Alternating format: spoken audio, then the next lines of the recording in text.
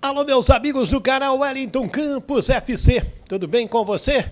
Pois é, domingo, estamos juntos aqui, vamos trazer aqui meu amigo Gustavo Mota, gosto muito de bater um papo com ele. Tudo bem, Gustavo? Tudo certo sim, meu ídolo, com você? Tudo bem, tudo bem. Vamos analisar aí, né, a situação do Vasco, que agora tem o Grêmio pela frente, mais reforços chegando e o time não vence, né? Olha aqui, ó, olha a radiografia, 16 jogos, 2 vitórias, 3 empates, 11 derrotas.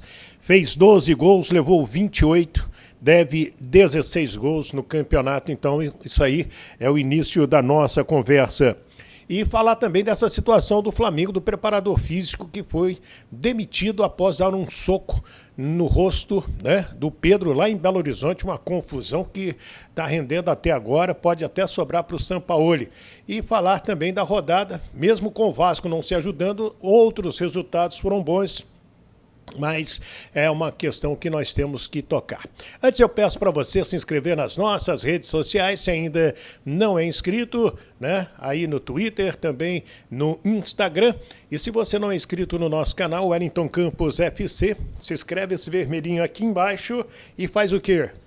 Isso, tem que dar o joinha, porque por o joinha, cada vez que você dá o joinha, quanto mais gente dando o joinha, o YouTube entende que o vídeo é legal, não é isso? É isso aí, e não esqueça também de ativar o sininho das notificações, que aí o YouTube entende também que você não só gosta do conteúdo, como está esperando pelos próximos vídeos. E aí vai ser cada vez mais fácil para ele te recomendar os próximos vídeos que saírem, né, Wellington? É verdade. Eu estava dando uma olhada, a título de curiosidade, já produzimos mais de 700 vídeos aqui no nosso canal. Obrigado, gente. Roda a vinheta!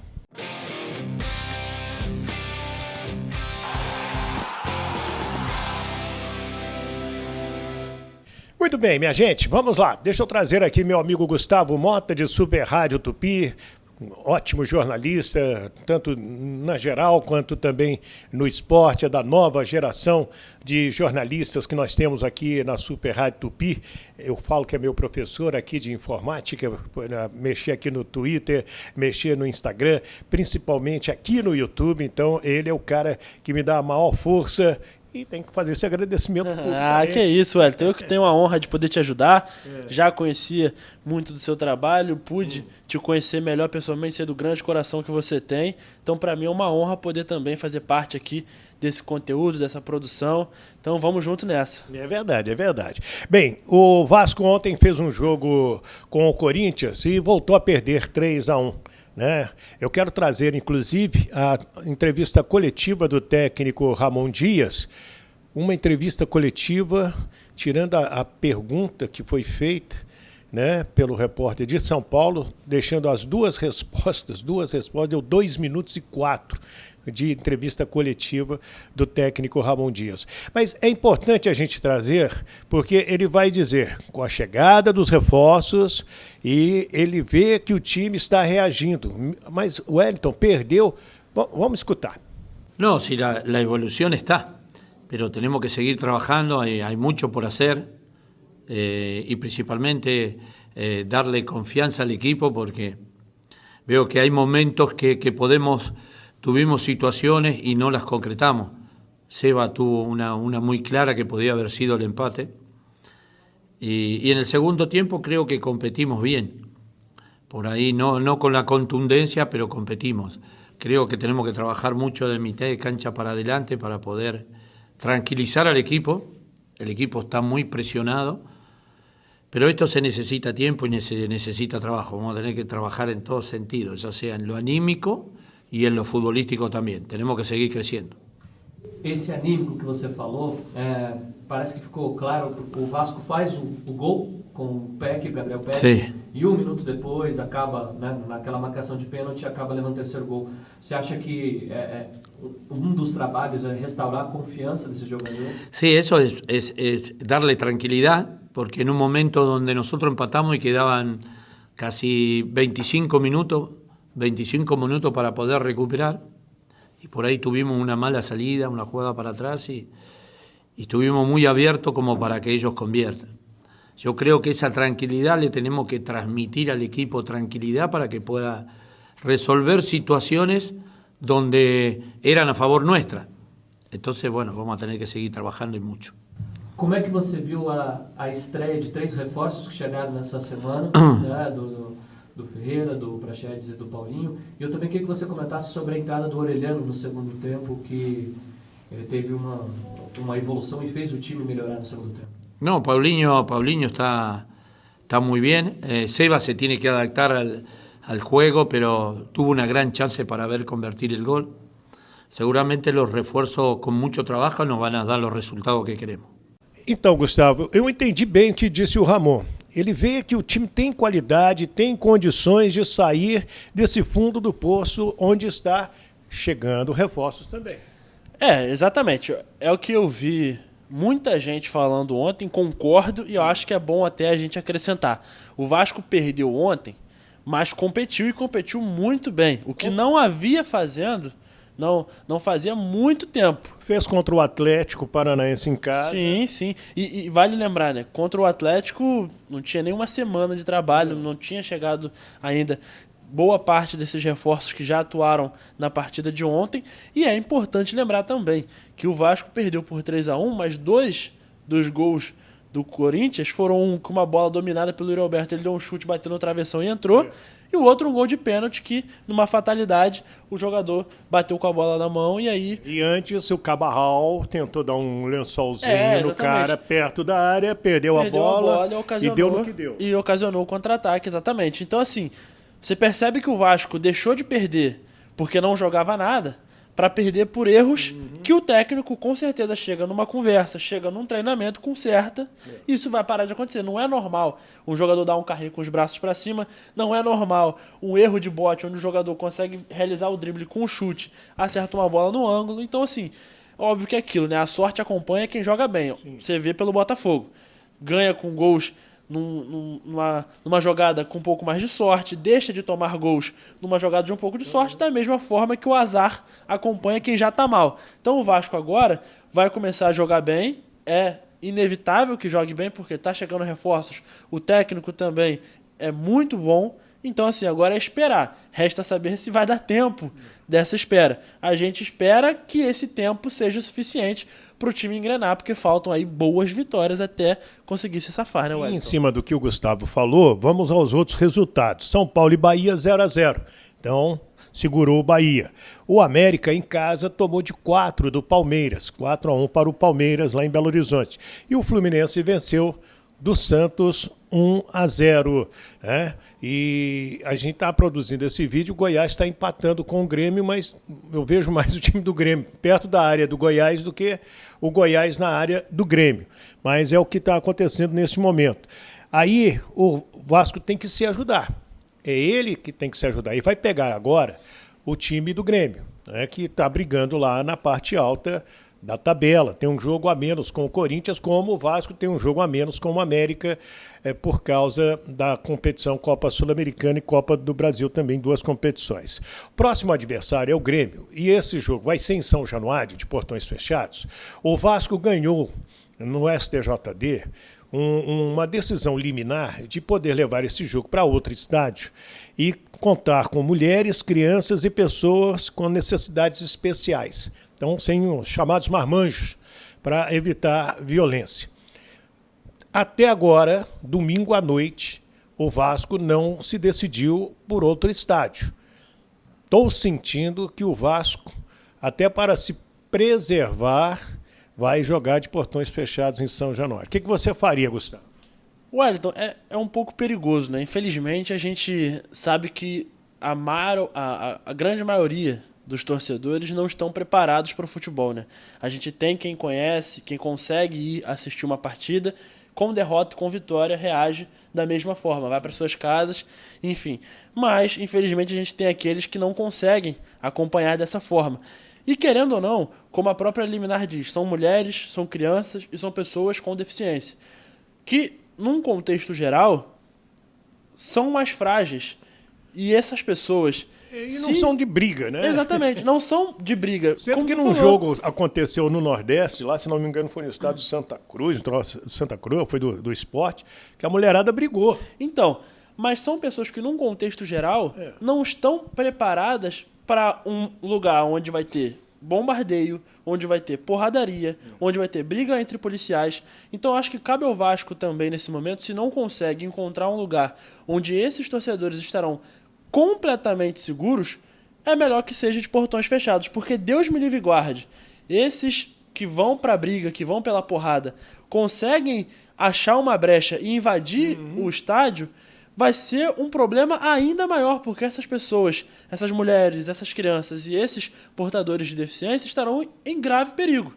Então, eu acho que também é o Vasco se policiando e se precavendo de um problema ainda maior, se for definido que não foi encontrado um estádio onde essa segurança seja permitida a esses torcedores. E você tem uma outra questão, que é o momento do time. Se o time tivesse vencido do Atlético Paranaense, se tivesse empatado com o Corinthians, talvez você pudesse até ter público.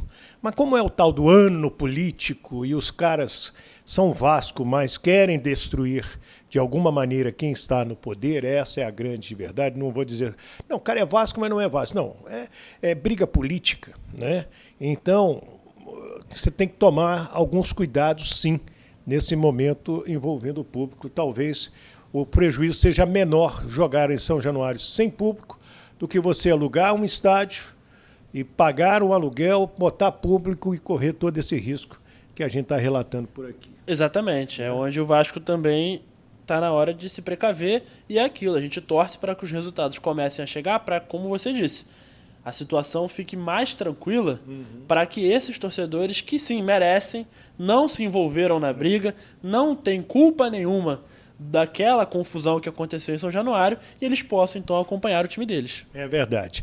Olha aqui, o zagueiro paraguaio Robert Rojas deverá ser anunciado ainda essa semana. A imprensa da Argentina chegou a noticiar, e eu subi essa matéria no site tupi.fm, a TNT, não é isso? A TNT Argentina. Isso, que estava tudo certo do Robert Rojas vir para o Vasco da Gama, é um zagueiro paraguaio e prometeu para essa segunda o Diego Costa aceitar a proposta do Vasco da Gama e vir jogar no futebol carioca, ele que passou recentemente pelo Galo. O que você acha? Wellington, começando pelo Robert Rojas, eu acho que a torcida do Vasco deve ficar muito feliz com essa contratação, porque a gente está falando de um zagueiro que atualmente joga no River Plate, Sim. que entrando ou não numa boa fase, acabou de ganhar o campeonato argentino e é franco favorito para vencer a Libertadores.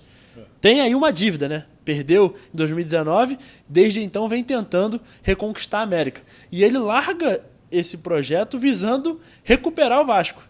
Então, assim, é para mostrar, E vim para trabalhar com o Ramon Dias. Com o Ramon Dias. Então, assim, estou largando um time que entra como favorito para vencer uma Libertadores para vir salvar o Vasco. Então, olha o tamanho do projeto que ele está aceitando para mostrar também para toda a América do Sul o tamanho do Vasco, a ponto do cara largar lá um dos melhores da América para vir jogar aqui. Já o Diego Costa, eu particularmente não sei se é um bom nome para o Vasco trazer agora, isso porque é um jogador um pouco mais velho, não sei se chega para ser o grande salvador da pátria, acho que talvez seria a hora do Vasco trazer um jogador mais jovem, um jogador mais preparado para correr, mais preparado para deixar tudo que puder dentro de campo, porque, querendo ou não, a idade chega, a gente está vendo aí o Felipe Luiz, é um gênio da bola, mas o físico do jogador já não responde da mesma forma quando ele tinha 25, 26, 27 anos. Mas, assim, dispensa comentários. Diego Costa foi artilheiro na Espanha, foi artilheiro na Inglaterra, foi artilheiro em 2 times da Inglaterra, por sinal. Então, assim, é um jogador que chega e pode fazer gol a rodo, porque habilidade nos pés ele tem. Se o esquema favorecer para ele não precisar se desgastar tanto na correria, se desgastar tanto... E a bola chegar para ele. E a bola chegar para ele, que por muito tempo não chegou também para o Pedro Raul. E ontem não chegou para o Sebastião. Então, se o Ramon Dias acertar todo esse esquema e a bola chegar para o Diego Costa, não tenho dúvidas de que vai fazer muitos gols. Mas talvez fosse a hora de contratar um jogador mais disposto a ajudar nessa correria, mas pode ser, claro, uma grande contratação. Por nome, é uma ótima contratação. Em campo, a gente vai ver só realmente quando ele for oficializado e aí puder estrear pelo Vasco. Muito bem. Esse é meu amigo Gustavo Mota, jornalista da Super Rádio Tupi.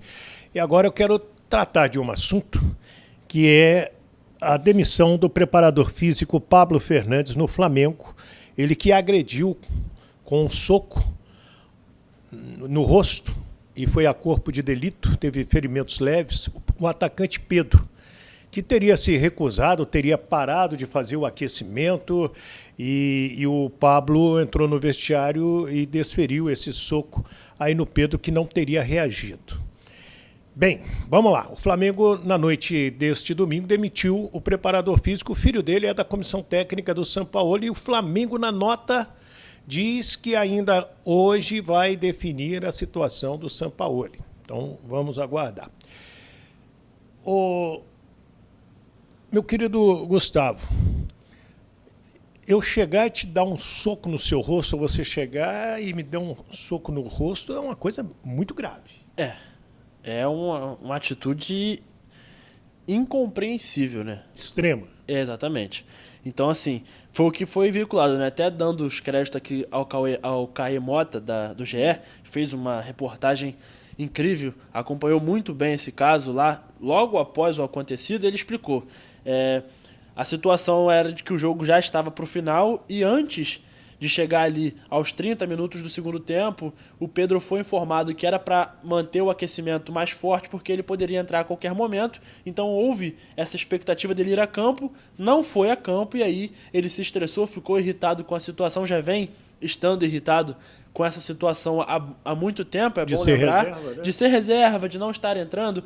Inclusive isso foi motivo de discussões na época do Rogério Ceni, na época do Paulo Souza também, houve esse burburinho dele estar insatisfeito por conta de estar na reserva. E aí ele chegou a falar disso, chegou até que foi prejudicado na seleção brasileira por isso. Sim, sim. E ano passado, óbvio, ele fez uma grande temporada com o Dorival que deu a ele a vaga na seleção. Mas o que a gente sabe também foi isso. Ele se mostrou insatisfeito, o Pablo Fernandes quis cobrá-lo por essa insatisfação, né? O fato dele ser jogador do Flamengo, e aí ele retrucou o fato de não gostar de ser cobrado. Então o Pablo Fernandes... Ou seja, faltou profissionalismo do Pedro. Sim, eu acho que faltou profissionalismo de ambas as partes, né? Porque... Do Pablo faltou respeito. O Pablo ele chegou na atitude extrema, né? Que foi o soco na cara, isso que aí é inconcebível.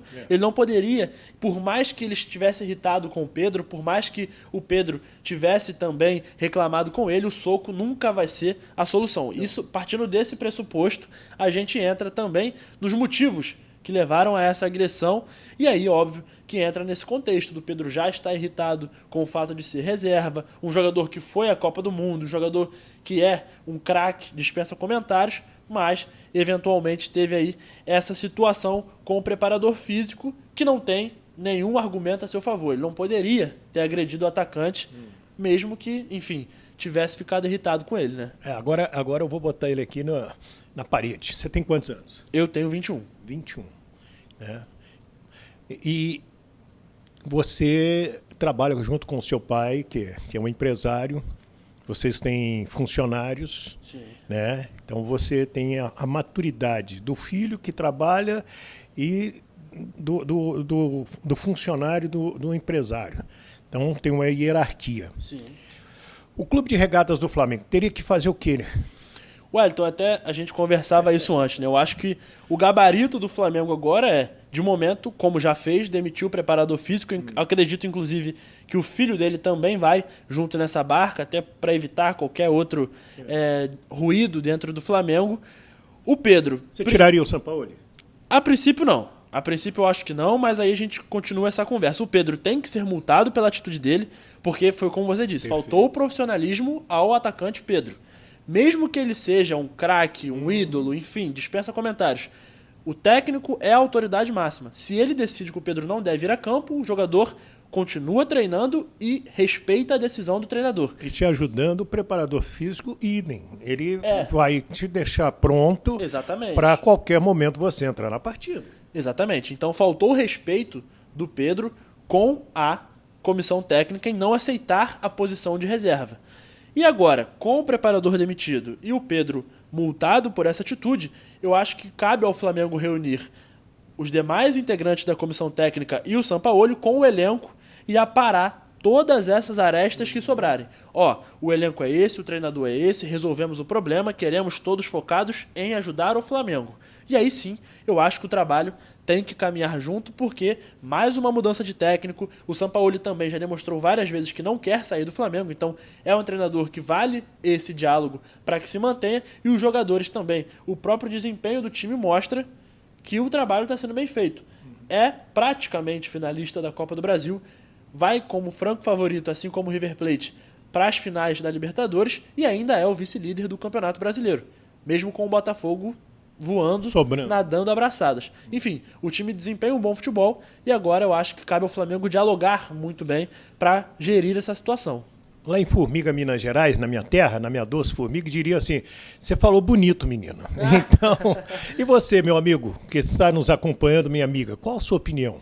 Não só sobre o Vasco, sobre esse caso também. Acho que atinge todos os clubes, né? É verdade. E às vezes o jogador brasileiro ele é preterido por um outro sul-americano, principalmente argentinos, uruguaios, pela falta de profissionalismo, porque aqui é uma papaizada muito grande. O que é papaizada? Todo mundo adula, quer colinho, né? Lá fora não, lá fora o cara tem que ser bastante profissional. Quero a sua opinião, opine aí, né? Deixe o seu comentário, faça esse favor pra gente. Se você ainda não é inscrito no nosso canal, se inscreva, Wellington Campos FC, e não paga rigorosamente nada. Siga a gente também nas redes sociais e tem que dar o quê? Dá O o joinha. Tem que dar o joinha no vídeo. E também habilitar o sininho para que o YouTube entenda que o trabalho é legal, que o trabalho é sério, né? Que é um momento do esporte que a gente valoriza bastante, e só tenho a agradecer a vocês. Boa semana para você, Gustavo. Boa semana para você também, meu ídolo, e para todo mundo que está aí acompanhando o canal Wellington Campos FC. Que legal.